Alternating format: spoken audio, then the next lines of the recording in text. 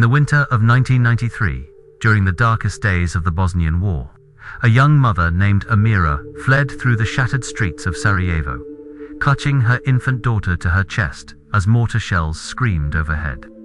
The siege had turned her city into a nightmare of rubble and smoke, where every building was a potential tomb, and every street corner a killing zone. With nowhere else to go, she stumbled into the remains of an old Catholic church, its walls scorched black by fire, its roof open to the grey sky above.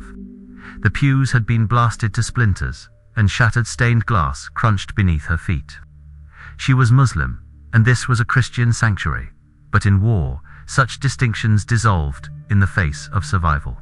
As she moved deeper into the ruins, desperate for any corner that might shield her baby from the bitter cold, she saw something that made her stop.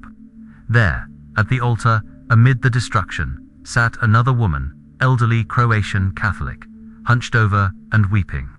Between them lay centuries of complex history, and around them raged a war fueled by ethnic hatred. But when their eyes met, neither saw an enemy. The old woman gestured to the space beside her, a silent invitation. Amira sat down, and together they huddled in the shadow of the broken altar, two mothers from different faiths, sharing the only warmth they had, their humanity. The old woman reached out and touched the baby's face with trembling fingers, whispering a prayer in Croatian. Amira, though she couldn't understand the words, recognized the language of a grandmother's love.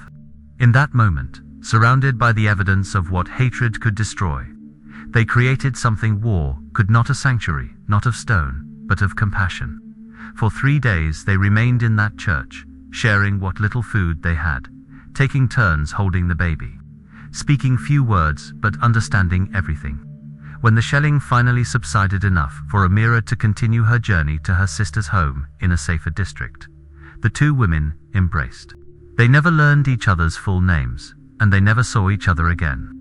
But years later, when Amira's daughter asked about the war, about how people survived such darkness, Amira would tell her about the church, about the altar, and about the stranger who showed her that even when the world burns, the human capacity for kindness can still be found in the ashes. The Bosnian War would claim over 100,000 lives and displace millions more. But in one ruined church, two women proved that hatred is taught and sustained, while true compassion is something that lives in us all, waiting to be discovered even in our most desperate hour.